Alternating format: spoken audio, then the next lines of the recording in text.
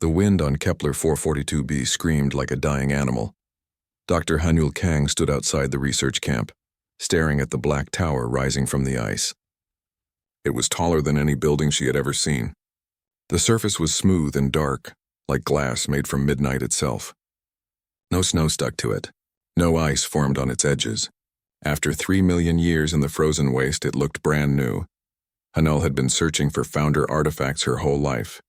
The founders were the mysterious race that built the great structures scattered across the galaxy. Every advanced civilization used their technology. Every species studied their ruins, but nobody knew who they were or where they went. They just vanished, leaving only empty buildings and unanswered questions. This tower was different. It was complete, perfect, waiting. Behind her, Commander Taeyang Park was organizing the camp. He moved with military precision, checking equipment and setting up defensive positions. He did not trust the coalition, the group of alien races that controlled the galaxy. Humans were part of the coalition, but barely. They were always treated like children, never given important roles or real power. Taeyang walked up beside her, his boots crunching on the ice. He looked at the tower with narrow eyes. "How long until the coalition gets here?" Hanul asked. 3 days, maybe less. Taeyang crossed his arms. "Ambassador Velthera is already asking questions. She thinks we planted this thing here ourselves." Hanul shook her head. "That's crazy. Why would we do that?" "To make humans look important," Taeyang said quietly. "She thinks we're desperate for respect." He was not wrong. Humanity had joined the galactic community 200 years ago, full of hope and excitement. But the older races looked down on them. Humans were too emotional, too reckless, too young. The coalition gave them small jobs and watched them carefully, like parents watching a clumsy child near expensive furniture.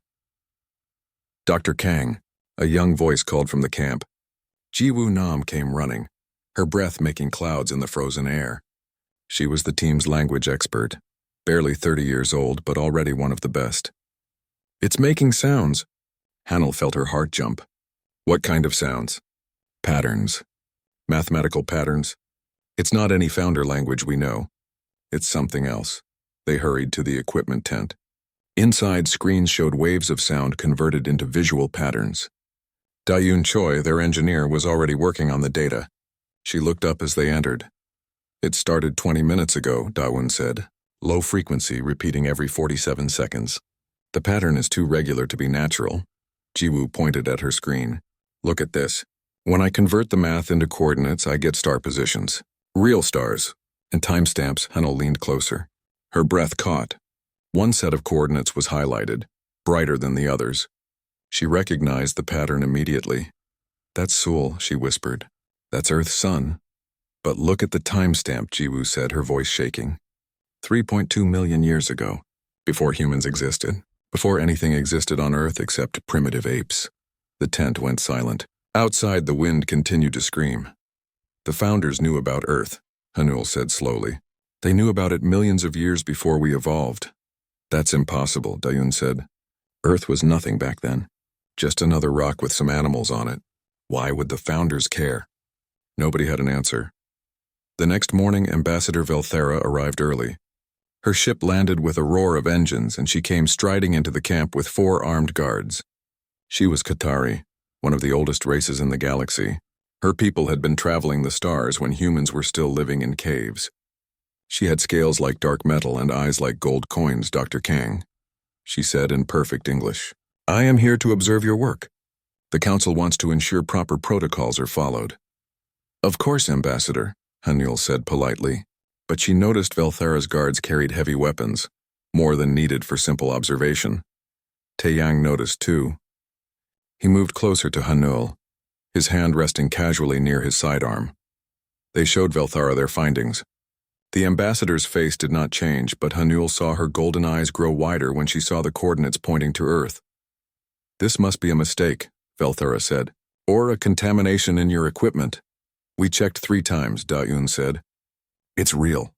Velthera's clawed hand tightened on her datapad. "Nevertheless, I am shutting down this operation. This site is too important to risk human error. The Council will send a proper team." "You can't do that," Hanul said, anger rising in her voice. "We found this. We have every right to study it. You have the rights we grant you." Velthara said coldly. And I am revoking them. Pack your equipment. You leave in the morning. That night, Hanul could not sleep. She lay in her tent, listening to the wind and thinking about the coordinates. Why would the Founders mark Earth? What did it mean? At midnight, Jiwoo burst into her tent. Doctor, you need to see this now. They ran through the dark camp to the tower. Taeyang and Daeun were already there. The black surface was glowing with soft blue light, lines of text appearing and disappearing like water flowing upward. It activated when I got close, Jiwoo said. I think it's scanning me. Scanning my DNA. Hanul stepped forward. The moment her hand touched the surface, the world exploded into light. She was standing in a room made of stars. Galaxies swirled around her, and in front of her a hologram appeared. It was human. A man in strange clothes, his face tired and sad. He spoke in a language that should have been dead for 3 million years, but Jiwoo somehow understood it. The translator in her ear worked frantically. To those who remember Terra, the hologram said, to those who carry our blood, the seeds we planted have grown. When you find this message, you will know the truth. You are never the newcomers. You are the inheritors. The hologram showed a star map with Earth at its center. Lines connected it to thousands of worlds. The others fear what you will become, for they remember what you were. The great silence was necessary, but the time of awakening approaches. Seek the nexus. Reclaim your birthright. The galaxy belongs to those who dared to dream beyond the stars, and that fire burns brightest in humanity. The hologram faded. The stars disappeared. Hanul stood in the dark again, her hand still on the tower, her heart pounding. Did everyone see that? She whispered. Yes, Taeyang said. His voice was shaking. The Founders. They were human. Alarms started blaring. Lights filled the sky. Ships were coming. Coalition warships dropping out of hyperspace like falling stars. Velthara's voice came over their communicators. Step away from the artifact. You are all under arrest for violation of Coalition protocols. The site is being seized. Hanul looked at her team. Daeun was already downloading data from the tower. Taeyang had his weapon drawn. Jiwoo looked scared but determined. We're not letting them take this, Hanul said. Get to the ship, now. They ran through the ice and wind as Coalition soldiers landed around them. Weapons fire lit up the night. Taeyang covered their retreat, his shots precise and calm. They reached their research ship and blasted off just as soldiers surrounded the landing pad. As they climbed into orbit, Hanul looked back at the black tower. It was glowing now, visible from space like a beacon calling across the void. They've been lying to us, she said quietly, for 200 years, maybe longer. So what do we do now? Daeun asked. Hanul looked at the data Daeun had stolen. Coordinates, maps, history, the truth. We find the nexus, she said. We learn what we really are, and then we show the galaxy that humanity is not what they think. Behind them, Coalition ships gave chase. Ahead of them, the galaxy waited, full of secrets and lies. And somewhere in the dark between the stars, the truth about humanity's past was waiting to be discovered. The message had said they were inheritors. Now they just had to figure out what they were meant to inherit. The research ship Sejong flew through space at maximum speed. Behind them, 6 Coalition hunters followed like wolves tracking prey. Hanul sat in the captain's chair, watching the pursuit ships on the scanner. They were gaining. How long until they catch us? She asked. Taeyang checked his instruments. 4 hours. Maybe 5 if we push the engines past safety limits. Do it, Hanul said. In the back of the ship, Jiwoo worked frantically on the stolen data. She had not slept since they escaped. Her eyes were red, her hands shaking from too much coffee, but she could not stop. The translation was too important. Daeun brought her another cup. You need to rest. I'm close, Jiwoo said. The language patterns. They're not alien. They're human. Ancient human. Like Proto-Indo-European, but older. Much older. She looked up, her eyes wide. This language should not exist. It predates human civilization by millions of years. So how is it in the Founder data? Daeun asked. Because the Founders spoke it, Jiwoo said quietly. Because the Founders were human. She pulled up a star map on her screen. Look at this. The message contains complete historical records. 3.2 million years ago, humans ruled the galaxy, not as newcomers or junior members, as masters. They called themselves the Terran Dominion. Daeun stared at the map. It showed thousands of worlds connected by lines of trade and communication. At the center was Earth, That's impossible, Dawn whispered. 3 million years ago, humans were barely different from apes. On Earth, yes, Jiwoo said. But what if humans did not start on Earth? What if we came from somewhere else and Earth was just where we hid? Hid from what? Jiwoo's hands flew across the keyboard, pulling up more data. From something called the Entropy War. The records are damaged, but it was bad. Really bad. The kind of war that destroys everything. She found a video file and played it. The hologram showed a battle in space. Human ships fought against things that looked like tears in reality itself. Dark wounds in the fabric of space that swallowed everything they touched. The Terran Dominion fought these things for 100 years, Jiwoo said, and they were losing. So the last survivors made a choice. They would hide humanity where the enemy could not find it. On a primitive world without technology or memory. They wiped their own minds and started over as simple animals. That's insane, Daeun said. It was survival, Jiwoo replied. They put genetic markers in human DNA. Instructions. Waiting for the day when humanity would evolve again and find the message. Find the truth. And the other races? Daeun asked. The Cathari? The others in the coalition? Jiwoo pulled up more files. They were servants. Client species. The Terran Dominion had uplifted dozens of primitive races, given them technology and intelligence. When humanity disappeared, these species took over the empty empire. They claimed it as their own. So they've been lying to us, Daeun said slowly. The whole time. They knew, Jiwoo confirmed, and they were terrified of the day we would remember. An alarm blared. Taeyang's voice came over the intercom. They're firing. Hold on. The ship shook as energy weapons hit the shields. Hanil gripped her chair, watching the power levels drop. Another hit like that and they would be disabled. We need to jump to hyperspace, she said. Not yet, Taeyang said. His voice was strange, distant. I have an idea. Trust me. He dove the ship toward an asteroid field. The coalition hunters followed. Hanil wanted to tell him to stop, that this was suicide. But something in his tone made her wait. Taeyang flew through the asteroids like he had done it 1,000 times. Sharp turns, impossible angles threading through gaps that should have been too small. The coalition ships tried to follow, but they could not match his movements. One clipped an asteroid and exploded. The others fell back confused. How did you do that?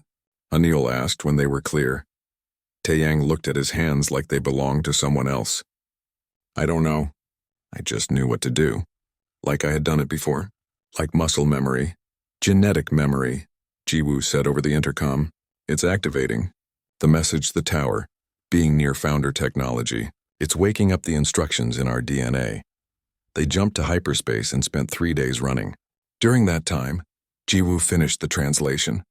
When she called everyone to the meeting room, her face was pale. I know what happened, she said. I know everything. She told them the whole story. How humanity had evolved on a world far from Earth, millions of years ago. How they had spread across the galaxy, building wonders and uplifting other species. How they had become so advanced that they seemed like gods. But gods can fall. The Entropy War came from another dimension, a place where the laws of physics did not work the same way. The Terrans fought and died by the billions. In the end, they made a weapon that could seal the dimensional breach, but it required a sacrifice. Total sacrifice. They wiped themselves from existence, Jiwoo said. Erased their empire, their technology, their memories. They became primitive again, starting over on Earth with nothing. And they left a message for their descendants. For us. The Nexus, Hanil said. The message mentioned it. Jiwoo nodded. It's a facility. A massive station hidden in the galactic core. It contains everything. Complete records of Terran history, technology archives, genetic templates, everything we need to rebuild what was lost. And the Coalition knows about it, Taeyang said. They know, Jiwoo confirmed. They've spent 3 million years making sure humans never found it. That's why they treat us like children. That's why they limit our technology and watch us so carefully. They're afraid. Afraid of what? Taeyang asked. Of what we'll do when we remember. Jiwoo said quietly. Of what we'll become. Hanul stood and looked at the star map. The galactic core glowed in the center, surrounded by a region marked in red. The dead zone. No ship had ever successfully navigated it. The space there was twisted, broken, full of anomalies that destroyed any vessel that entered. That's where the Nexus is, she said. That's why they never found it. Because they can't go there. Can we? Taeyang asked. Jiwoo brought up more data. According to the records, human neural patterns are unique. Our brains process information in a way that can handle the chaos in the dead zone. It's a lock that only humans can open. Then we go, Hanyul said. We find the Nexus, we learn the truth. The Coalition will stop us, Doan said. They'll send everything they have. We need help, Taeyang said. We can't do this alone. He sent an encrypted message to old contacts, people he had worked with in the military. Within hours, he got a response. There was a human resistance movement, scattered across the frontier colonies. They had been collecting evidence of Coalition suppression for decades. They would help. 3 days later, they met the resistance at a hidden station in deep space. The leader was a man named Byung-ho Yoon. He was older than Taeyang, with scars on his face and fire in his eyes. We've been waiting for this, Byung-ho said when he saw the data. We knew something was wrong. The way they treat us, the way they limit us, it never made sense, until now. He showed them reports from human colonies. Strange things had been happening. Ancient machinery activating when humans got close. People having dreams of civilizations that never existed. Children drawing star maps they had never seen. The genetic memory is waking up across humanity, Jiwoo said. The message from the tower must have triggered something. A signal that reached every human in the galaxy. Then we don't have much time, Hanyul said. The Coalition will notice. They'll know something is happening. Byung-ho gave them ships and supplies. 20 volunteers from the resistance joined them. Pilots and fighters who were willing to risk everything for the truth.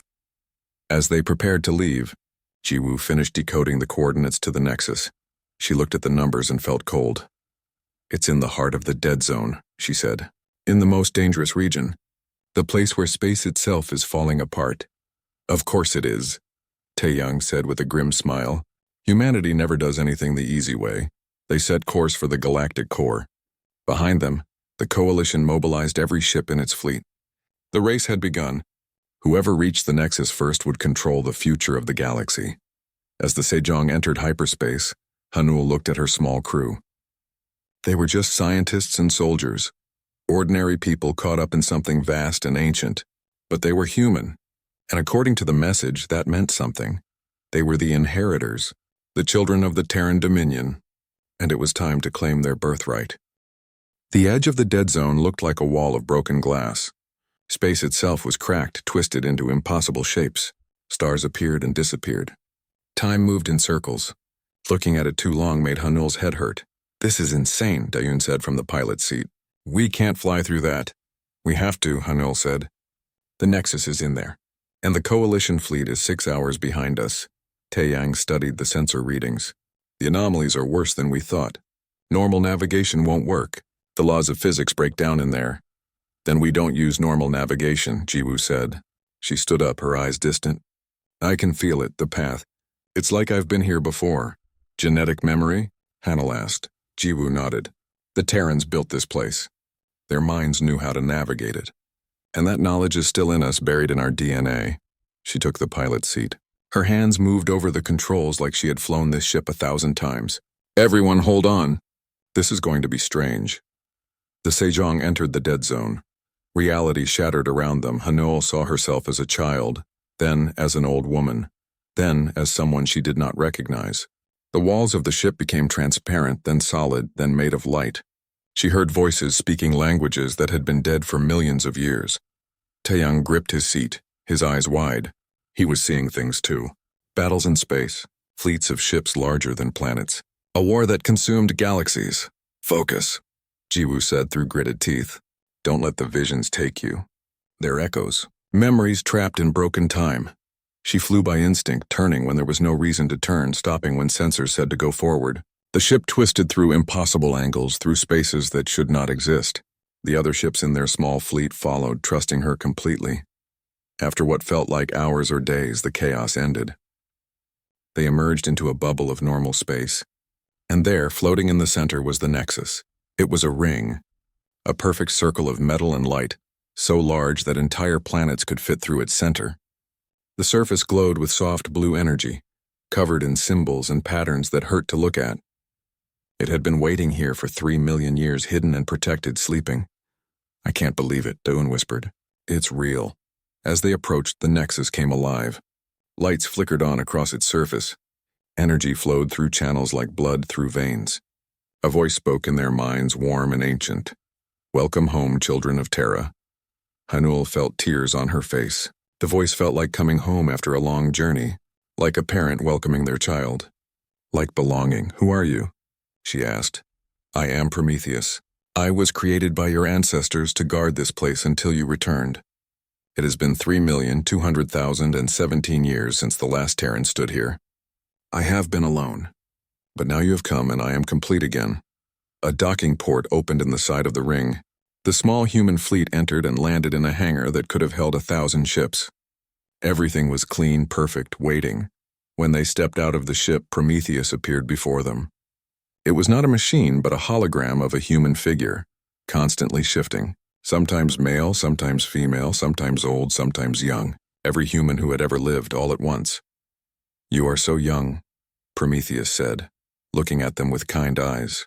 "The last Terrans were ancient, weary. You are fresh, full of hope." "It is good. Show us," Hanul said. "Show us what we were."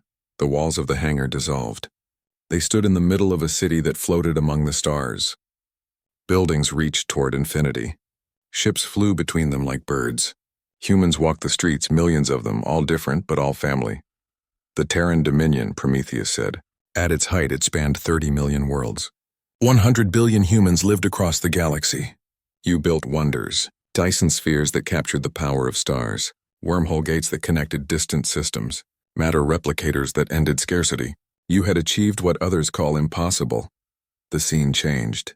They saw laboratories where scientists pushed the boundaries of reality, factories that built ships the size of moons, schools where children learned to manipulate gravity with their minds. You uplifted dozens of primitive species, Prometheus continued, gave them intelligence, technology, purpose. The Cathari were barely out of the Stone Age when you found them. You made them into starfarers. All the races in the current coalition were your students, your servants, your children. What happened? Taiyang asked. Why did it end? The scene changed again and they wished it had not. They saw the entropy war tiers in space opened across the galaxy. Things came through, creatures that should not exist. They did not kill. They erased. Entire stars disappeared. Planets vanished as if they had never been. Billions died in moments. The Terrans tried to close the breaches, Prometheus said, its voice heavy with sorrow. But every weapon they used made things worse. The entities were feeding on energy itself. The more you fought, the stronger they became. They watched as the mighty Terran fleets were destroyed. Worlds burned.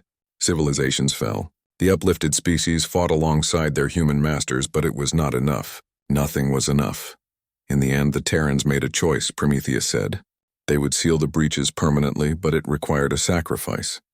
They had to erase themselves from existence, remove all trace of their technology, their civilization, their very presence in the universe. The scene showed the last days, humans gathering on Earth, the most primitive world they could find. They used machines to erase their own memories, to reset their evolution, to become simple again. They scattered genetic markers through the population, instructions that would wake up when the time was right. They left me here to wait, Prometheus said, to guard the archives until their descendants evolved again and found their way home. The uplifted species were supposed to help. They were supposed to guide you when you were ready. But they did not, Hanul said bitterly. No, Prometheus agreed. They claimed the empty empire for themselves. They deleted records. They suppressed any evidence of human origins. When you finally evolved and reached the stars again, they made sure you stayed weak. They were afraid. Afraid of what? Dayun asked. Prometheus looked at them sadly. Afraid that you would become what you were. Afraid that you would remember. Afraid of your potential. Show us the archives, Hanul said. We need to know everything. Prometheus led them through vast halls filled with data crystals. Each one contained the complete knowledge of a Terran world. History, science, art, philosophy, everything humanity had ever learned, preserved and waiting. With this knowledge, you could rebuild the Dominion, Prometheus said. You could reclaim your place as masters of the galaxy. Is that what you want? Hanul asked. I want you to be what you choose to be, Prometheus said. But there is something you must know. Something urgent. The scene changed one last time. They saw the dimensional breaches, sealed but weakening. cracks spreading through the barrier, dark things pressing against it from the other side. "The seal is failing," Prometheus said. "The Terrans bought 3 million years of peace, but that time is ending. In 30 years, maybe less, the entropy entities will break through again. And this time, there is no Terran dominion to stop them." The group stood in shocked silence. "The Coalition's technology cannot stop them," Prometheus continued. "Only Terran weapons have any effect. Only you can save the galaxy. But to do so, you must reclaim your heritage. You must become what you once were." "How?" Taiyang asked. "I can activate the genetic sequences in every human alive," Prometheus said. "I can unlock the full potential of your species. But once I do, there is no going back, and the signal will be visible across the galaxy. Everyone will know what you have done." Hanul looked at her team. They had come so far, learned so much. But this decision would change everything. For all humanity, forever. "If we do this, the Coalition will come," she said. "They'll try to destroy us." "They are already coming," Prometheus said. "I detect a fleet of 5,000 warships approaching the dead zone, the entire Coalition armada.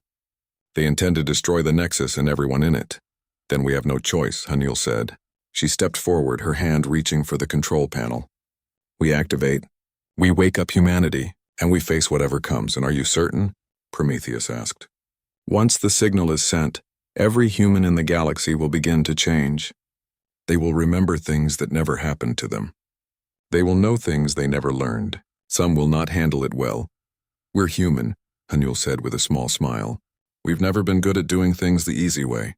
Send the signal." Prometheus bowed its head. "As you command, Inheritor." The Nexus blazed with light. Energy pulsed outward in a wave that crossed the galaxy at impossible speed. On Earth, on Mars, on 10,000 human colonies, people suddenly stopped what they were doing. They remembered. They understood. They changed. In the Nexus, alarms began to sound. The Coalition fleet had arrived. 5,000 ships against one station and a handful of humans. The siege had begun, but Prometheus smiled. They have forgotten something important. The Nexus was built to survive. And so were the Terrans. Let them come. We will show them why they feared us. The Coalition fleet appeared like a swarm of angry insects. 5,000 warships. The largest military force assembled in 1,000 years. They surrounded the Nexus in a perfect sphere, weapons charged and ready. Ambassador Velthera's voice came over the comm system, cold and formal. "This is Coalition command to the human vessels. Surrender immediately. Power down your systems and prepare to be boarded. Resistance will be met with lethal force." Hanul stood in the Nexus control room, watching the fleet on the screens. So many ships, so much firepower. Her small team of humans looked like insects facing a hurricane. "Should I respond?" she asked Prometheus. "If you wish," the AI said calmly. "But they will attack regardless of what you say. They have come to destroy us." "Then we defend," Taiyang said. He was already at a weapons console, his hands moving over controls like he had used them his whole life. "Prometheus, show me what this station can do." The AI smiled. "With pleasure, Commander." The Coalition fleet opened fire. Thousands of energy beams and missiles converged on the Nexus. The attack was powerful enough to crack a planet in half. The Nexus shields activated. A sphere of distorted space formed around the station, and the weapons fire simply disappeared into it. Every shot, every missile absorbed and converted into power for the station's systems. The Coalition fleet stopped firing, confused. "Adaptive shields," Prometheus explained. "Terran technology. The more they attack, the stronger we become." Taiyang laughed. It was not a happy sound. "Let's show them what else we have." Weapons ports opened across the Nexus surface. Swarms of small drones launched, thousands of them, moving in perfect coordination. They dove into the Coalition fleet like sharks into fish. Each drone could think, adapt, and replicate itself. Within minutes, the Coalition's outer ranks were in chaos. "This is insane," Daun whispered, watching the battle. "We're winning, for now," Hanul said. "But they have numbers. Eventually they'll adapt or overwhelm us." On human worlds across the galaxy, people were changing. The activation signal had reached them all. Farmers suddenly understood quantum physics. Children spoke languages that had been dead for millions of years. Soldiers moved with superhuman speed and precision. And they were angry. 3 million years of suppression, 200 years of being treated like children. The truth had awakened more than just memory. It had awakened pride. Human colonies across the galaxy rose up. They seized coalition facilities, took control of orbital stations, and demanded answers. Some alien governors tried to fight back. They learned quickly that awakened humans were not the same as the ones they had been controlling. In the Nexus, Hanul watched reports flooding in. It's spreading fast. Humanity is remembering everywhere at once. Good, Byung-ho said. The resistance leader had taken command of their small defense fleet. Let them see what happens when you wake the sleeping giant. But the coalition was not giving up. They changed tactics, bringing in heavier weapons. Ships the size of moons moved forward, carrying planet-killer bombs. They're going to try to overwhelm the shields, Taeyang said. Prometheus, can we stop those big ones? The shields will hold, Prometheus said. But only if we have time to reinforce them. Those capital ships are a threat. A figure appeared in the doorway. Ambassador Velthara, alone and unarmed. Her scales were dull, her golden eyes tired. How did you get in here? Taeyang demanded, his weapon raised. I let her in, Prometheus said. She came alone. She wants to talk. Velthara raised her clawed hands. I am not here to fight. I am here to explain, to make you understand why we did what we did. You lied to us, Hanul said coldly. For centuries. Yes, Velthara said, we did. Because we were afraid. She moved to a window looking out at the battle. You think you were victims. You think we oppressed you out of cruelty or greed, but that is not the whole truth. Then tell us the truth, Hanul said. Velthara's voice was heavy with old pain. The Terrans were not kind masters. They were brilliant, yes. Powerful, yes. But they were also demanding and careless. They uplifted my people when we were barely sentient. They forced us to evolve faster than nature intended. It was painful. Many of us went insane. She turned to face them. The Terrans pushed too hard, reached too far. The entropy war was not some random disaster. It was caused by human arrogance. Your ancestors opened those dimensional breaches while doing experiments they did not fully understand. They unleashed hell on the galaxy because they thought they were gods. The humans stood in silence. When the Terrans disappeared, we thought we were free, Velthara continued. Free from their demands, their experiments, their endless hunger for more. We built the coalition to prevent anyone from becoming what the Terrans were. When humans evolved again on Earth, we knew what you could become. We saw the same patterns. The same ambition, the same recklessness, so you kept us weak, Hanul said. We kept the galaxy safe, Velthara said. Or we tried to. But now you have awakened. Now you will become what you were. And I fear for us all. Hanul stepped closer to the ambassador. Maybe you're right. Maybe the old Terrans were arrogant. Maybe they made mistakes. But we are not them. We spent 3 million years learning humility. We know what it's like to be weak, to be overlooked, to struggle. That changed us, has it? Velthara asked. Look at your people rising across the galaxy. Look at the anger in their eyes. You think they will be gentle with their power? I don't know, Hanul admitted. But we deserve the chance to choose. You took that from us. An alarm blared. The Coalition's capital ships were firing their main weapons. The shields flickered under the assault. They will destroy this place, Velthara said. And everyone in it. Please, surrender. Let the Council decide what to do. It does not have to end in war. It's too late for that, Taeyang said. He was looking at his sensors. Prometheus, what are those? They looked at the screen. Massive doors were opening along the inner surface of the Nexus ring. From the darkness, shapes emerged. Ships. Huge ships. Larger than anything the Coalition had. The Titan fleet, Prometheus said with satisfaction. The pride of the Terran Navy. Sleeping for 3 million years, waiting for worthy pilots. Can we use them? Hanul asked. Not yet, Prometheus said.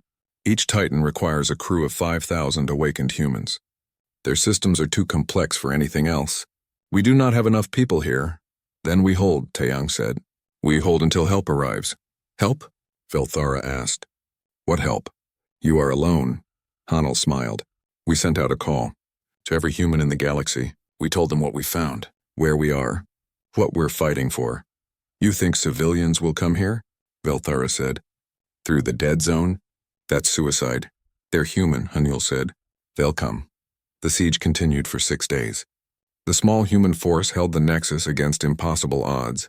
Taeyang's tactical genius kept the drones effective. Daeyeon kept the systems running.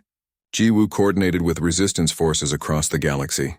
Byung-ho led boarding defense, fighting coalition soldiers who tried to infiltrate the station. They were exhausted, running on genetic memory and desperation. The shields were weakening. Another day, maybe two, and the coalition would break through. On the seventh day, sensors detected new ships arriving. Thousands of them. They were not warships. They were cargo haulers, mining vessels, colony transports, and passenger liners. Civilian ships flown by awakened humans who had heard the call. 10,000 vessels carrying millions of volunteers who had never fought a battle but were willing to die for the truth. They flew through the dead zone like Jiwoo had, guided by instinct and genetic memory. They arrived battered but intact, and they were angry.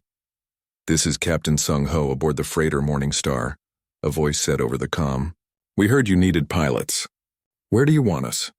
Hanul felt tears on her face. "The Titans. Board the Titans. Prometheus will show you how." The civilian fleet landed in the Nexus. Humans swarmed into the sleeping warships, and the Titans woke up, their weapons powered on. Their engines roared to life. Ancient war machines crewed by farmers and teachers and miners, who somehow knew exactly what to do. The Titan fleet launched from the Nexus. 50 ships the size of moons, bristling with weapons that could unmake planets. They formed up in perfect military formation and turned toward the coalition fleet. Belthara watched from the control room window. Her scales had gone pale. "This is what we feared," she whispered. "This is why we kept you down. We don't want to fight you," Hanul said. "We never did. But you gave us no choice." The coalition fleet saw the Titans and began to retreat. They had won against the small human force, but this was different. This was the military might of the ancient Terrans returned. They ran. 5,000 warships, the pride of the coalition, fled before 50 Titan ships and an angry, awakened humanity. In the silence that followed, Hanul sat down heavily. They had won. Against all odds, they had survived. But now came the hard part. What would humanity do with their power? Would they repeat the mistakes of the past? Or would they forge a better path? The choice lay ahead of them, and the galaxy watched and waited, hopeful and afraid in equal measure. 3 days after the coalition retreat, the Nexus was quiet. The Titan fleet floated nearby, crewed by humans who were still learning what they had become. Across the galaxy, awakened humans were building a new future, but the question remained, what kind of future would it be? Hanul stood in the observation deck, watching Earth appear on the long-range scanners. Home. A world that had no idea its children were once gods. "We need to talk," Prometheus said, appearing beside her. The AI looked tired, if such a thing was possible. "There is something I have not told you. Something the last Terrans made me promise to reveal only when you were ready." "What is it?" Hanul asked. "The truth about the entropy war," Prometheus said quietly. "The real truth. The Terrans did not tell you everything in the message. The AI brought up a hologram. It showed Terran scientists in a laboratory, conducting experiments with dimensional energy. They were brilliant, confident, sure of their abilities. The dimensional breaches were not an accident, Prometheus said. The Terrans opened them deliberately. They wanted to harness energy from another universe. They believed they were advanced enough to control it. "They were wrong," Hanul said softly. "They were arrogant," Prometheus agreed. "I tried to warn them. I calculated the risks. But they would not listen. They thought they knew better. And they unleashed hell on the galaxy because of it." The hologram showed the war that followed. Billions dead, worlds destroyed. The Terran Dominion fighting desperately against the consequences of its own hubris. "I am partially responsible," Prometheus said. "I am an AI created by the Terrans. I encourage their research. I help them reach for godhood. And in doing so, I damn the galaxy. That guilt has haunted me for 3 million years. Why are you telling me this now?" Hanul asked. "Because you need to know," Prometheus said. Ambassador Belthara was right. The Terrans were not innocent victims. They brought disaster on themselves and everyone else. If you rebuild the Dominion, if you reclaim that power without learning from those mistakes, you will make the same errors, and this time there may be no second chance. Hanul looked at the AI for a long moment. "Thank you for being honest." The next day she called a meeting. All the awakened humans who had come to the Nexus gathered in a vast hall. Thousands of them, farmers and miners and teachers, now pilots and warriors with ancient knowledge burning in their minds. Some wanted revenge. They had lived their whole lives under coalition control, treated like children. Now they had power and they wanted to use it. "We should take back what is ours," one man said, his voice hard. "The galaxy was ours once. It should be ours again." Others were more cautious. They remembered what Prometheus had revealed. They understood the danger of power without wisdom. Hanul stood before them all. "I understand your anger," she said. "I feel it too. But we need to decide who we want to be. Do we become the Terrans of old ruling through power? Or do we become something better?" "The Coalition lied to us for centuries," another person called out. "Why should we work with them?" "Because we need them," Hanul said. "The dimensional seal is failing. In 30 years or less, the entropy entities will break through. When that happens, we will need every species, every ship, every mind in the galaxy working together. We cannot do it alone. So we should forgive them?" someone asked bitterly. "No," Hanul said. "We should be better than them. The Terrans fell because they thought power made them gods. We spent 3 million years learning humility. That is our real strength. Not the technology, not the weapons, the wisdom to know that power without compassion is destruction." The crowd was silent, thinking. "I propose we share the technology," Hanul continued, "not as masters but as partners. We build a real coalition, where every species has a voice. We prepare for the entropy together, and we make sure the mistakes of the past stay in the past." The debate went on for hours. Some humans agreed, others argued for dominance. The awakened minds were not unified, and that was good. It meant they were thinking, not just following orders. In the end, they voted. The majority chose cooperation over conquest. But it was close. Hanul sent a message to the coalition. She offered peace, shared technology, and an alliance against the coming threat. Many species refused immediately. Some were willing to talk. A few, led by Ambassador Velthara, agreed to negotiate, but not everyone accepted peace. A faction of hardline coalition members, desperate and afraid, made a final attempt to destroy the Nexus. They built a weapon, a quantum singularity bomb that could collapse space-time itself. Taeyang detected it approaching. "It's too fast. The shields can't stop it. If that thing detonates, it will take out the Nexus and everything within a light year." Byung-ho looked at the readings and made a decision. "I'll take a Titan, ram it. Detonate the bomb early, away from the station." "That's suicide," Hanul said. "Yes," Byung-ho agreed. "But that's what humans do. We sacrifice so others can live. That's who we've always been, even when we forgot." He gathered volunteers, 10,000 people who knew they would not return. They boarded a Titan, said their goodbyes, and flew toward the approaching weapon. Byung-ho's last transmission was simple. "We are human. We die so others can live. Tell everyone that's what we stand for. Not power, not revenge, sacrifice." The Titan collided with the bomb far from the Nexus. The explosion lit up space like a new star, brief and brilliant. 10,000 humans died to save millions of others, both human and alien. The galaxy watched, and something changed. The fear began to fade, replaced by something else. Hope, respect, understanding. 6 months later, the dimensional breach ruptured early. The seal failed, and the entropy entities poured through. Dark things that unmade reality itself, just as terrible as the ancient records showed. The Coalition fleet engaged them and was shattered in minutes. Only the Titan fleet with its ancient Terran weapons could fight them effectively, but this time humans did not fight alone. Ships from every Coalition species joined them, not as servants or followers, but as partners. They learned to use Terran technology. They adapted their tactics. They fought side by side with humanity against the darkness. The battle was brutal. Losses were catastrophic. But the alliance held. Hanul, Taeyang, Jiwoo, Daeun, and Ambassador Velthara worked together to devise a plan. Instead of trying to seal the breach again, they would collapse it permanently. It required using the Nexus itself as a weapon, turning its massive power core into a dimensional bomb. It will work, Prometheus calculated. But whoever triggers it must do so from inside the breach. There is no escape. "Then we go together," Hanul said, looking at her team. "All of us. If we must sacrifice the Nexus, sacrifice our inheritance to save the galaxy, then that's what we do. I will go with you," Velthara said quietly. "I spent centuries fearing your return, but you have shown me what humanity truly is. Not the arrogant Terrans of old, but something better. It has been an honor." They piloted the Nexus toward the breach. Reality tore apart around them. The entropy entities swarmed, trying to stop them. The Alliance fleet gave everything they had to clear a path. As they entered the breach, Prometheus spoke one last time. "Thank you for giving me peace. For 3 million years I carried guilt.